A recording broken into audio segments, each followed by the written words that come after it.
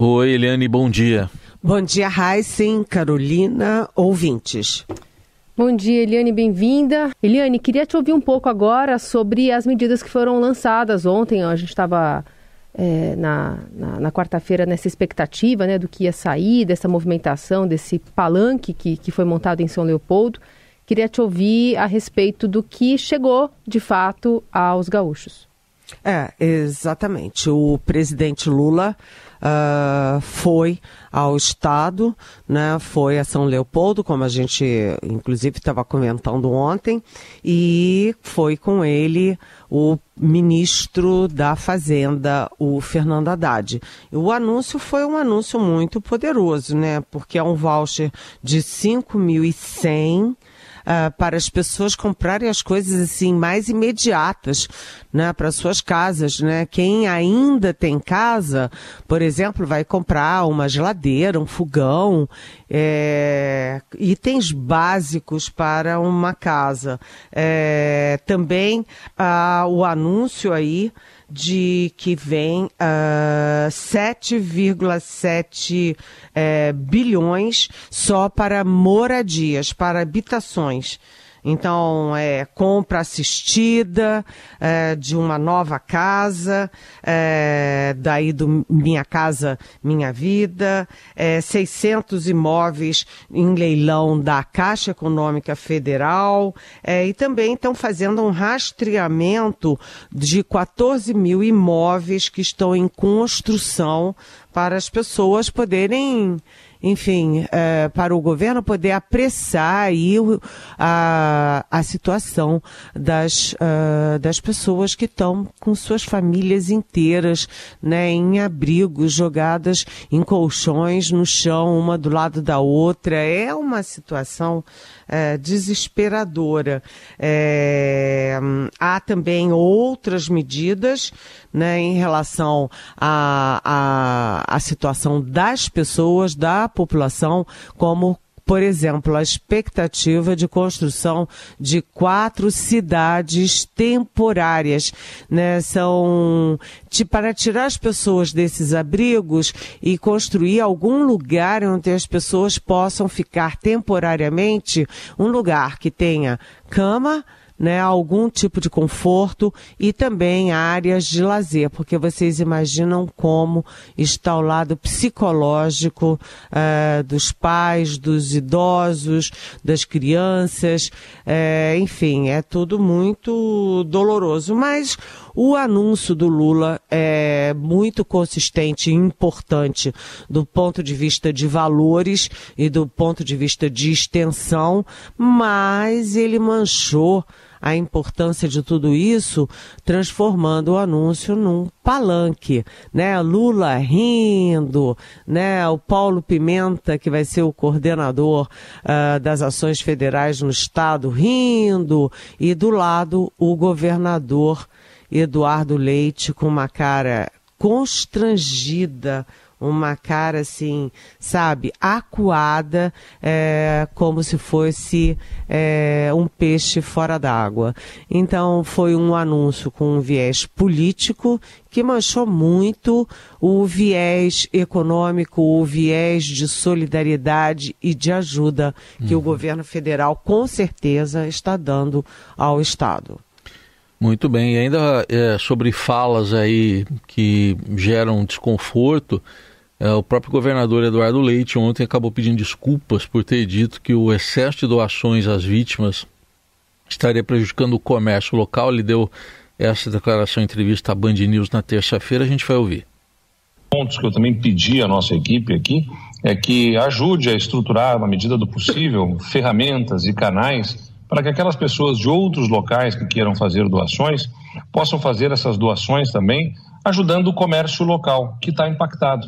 Porque, na verdade, quando você tem um volume tão grande de doações físicas chegando ao Estado, há um receio, pelo que nós já observamos em outras situações, em outras circunstâncias, sobre o impacto que isso terá no comércio local, né? Que pode, na verdade, você tem uma cidade que está impactada, o comércio que foi impactado também, e o reerguimento desse comércio fica dificultado na medida em que você tem uma série de itens que estão vindo de outros lugares também do país.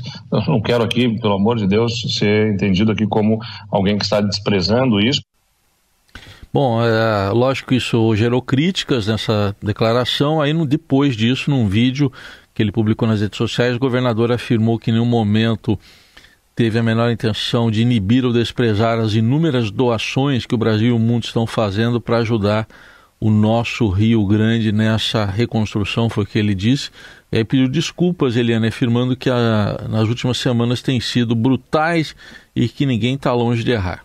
Pois é, a verdade é o seguinte, né? Ele pisou na bola, falando uma verdade. O comércio lá, evidentemente, os comerciantes estão apavorados, porque muitos perderam tudo, os outros não estão conseguindo vender, e foi uma declaração, vamos dizer assim, disparatada, e o governador, que deve estar sob intensa pressão, pediu desculpas. Mas é aquela história, né, gente? Pedir desculpas depois, o estrago está feito, principalmente nas redes sociais.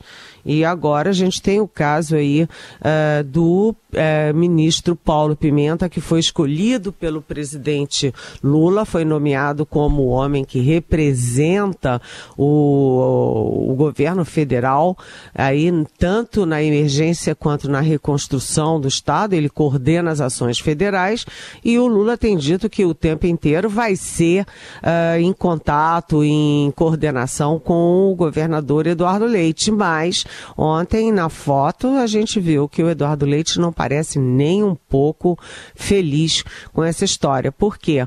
Porque o grande trunfo do Paulo Pimenta é que ele é gaúcho, mas o grande problema do Paulo Pimenta é exatamente porque ele é gaúcho. Explico. É importante ele ser do Estado, porque conhece as regiões, conhece as pessoas, tem mais, vamos dizer assim, facilidade de diálogo, de compreensão do que está acontecendo e das prioridades.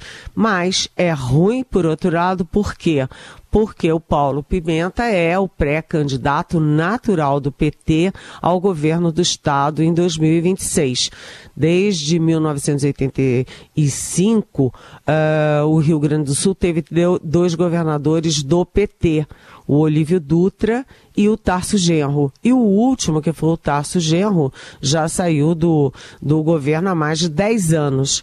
E o Paulo Pimenta foi o deputado federal, ele está em 6º mandato, mais votado, o deputado do PT, mais votado em toda a história do Rio Grande do Sul.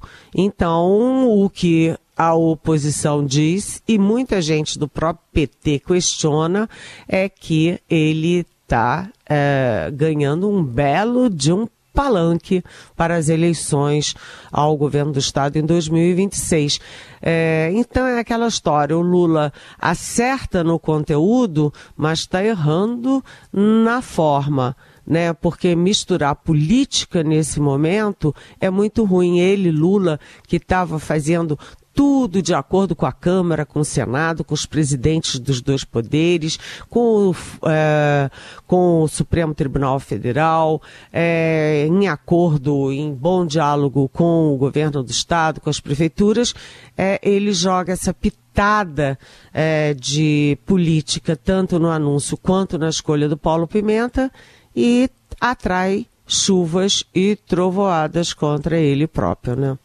Bom, Eliane Cantanhede vai seguir conosco, a gente volta a falar sobre o comando da Petrobras e o quanto o tombo, né, que foi previsto para ontem, já nessa expectativa da abertura do mercado em relação às ações da Petrobras, veio do tamanho que era imaginado ou ainda pode ter mais perdas ao longo dessa semana, Eliane? Pois é, Carolina, você sabe que é muito incrível, né, como o presidente Lula trata a Petrobras, que é uma empresa que não é apenas a maior mais rica e mais simbólica companhia brasileira, como também é uma marca nos governos do PT, nos governos Lula, no governo Dilma, né? Então, ele conseguiu unir gregos e troianos na crítica à queda do Jean Paul Prats, da Petrobras. Lembrando que o Prats é do PT, não é? De um lado, o mercado, né? A companhia chegou ontem a perder 40 bilhões de reais em valor de mercado, né? Fechou o dia com 34 bilhões de perdas, né? É a segunda vez neste ano que a Petrobras tem um tombo desses. A primeira vez quando o Lula, por decisão do Lula, a Petrobras deixou de distribuir os dividendos extraordinários, como todas as companhias do ramo fazem no mundo inteiro. Tanto foi um tombo, tanto foi um problemaço que o governo e a Petrobras tiveram que recuar, voltar atrás e acabar liberando pelo menos 50% desses dividendos extraordinários, né? De um lado, portanto, incomodou muito o mercado, teve esse sacolejo na Bolsa de Valores, porque é a sensação de ingerência política nos preços, na gestão e até na escolha dos gestores da Petrobras. Né? Um filme que a gente já viu e que não deu certo. De outro lado, há também muita reclamação do lado dos ambientalistas, porque o Jean Paul Prats, que é um especialista no setor de energia, ele estava usando também a Petrobras, que é uma empresa de exploração de petróleo, né, para a transição energética, para programas e investimentos na área da energia limpa. Portanto, o Jean Paul Prats tinha apoio também dos ambientalistas, fazendo o que tinha que fazer na área de petróleo, mas também cuidando do futuro, olhando para frente na transição energética. E o pior é que agora a sensação é de que a nova presidente, que ainda não assumiu, mas que já está tudo pronto para que ela assuma, a Magda Chambriard, na verdade, ela seja, assim, uma espécie de pau-mandado do Lula. Ou seja, o Lula assumindo o comando da Petrobras. Já aí na imprensa quem chama o Lula de CEO da Petrobras. Gente, empresa é empresa, né? Se você tem comando político em empresa, inclusive uma empresa estatal que tem ações no mundo, né, complica muito. Então, Lula atrai, eu vou repetir isso, chuvas e trovoadas. Só para fechar, Eliane, hoje começa o julgamento no TSE do recurso do PT e do PL contra a absolvição de Sérgio Moro lá no Paraná. Pois é, o Sérgio Moro foi absolvido da acusação de abuso de poder econômico, etc., nas eleições lá no Paraná, né, no Tribunal Regional. O caso subiu aqui para o TSE e hoje vamos ter esse julgamento. A expectativa em Brasília, inclusive no mundo político, é de que o TSE mantenha a absolvição do Moro e que, portanto, Sérgio Moro, ex-juiz, ex-ministro da Justiça, pré-candidato à presidência da República, continue senador. Vamos acompanhar.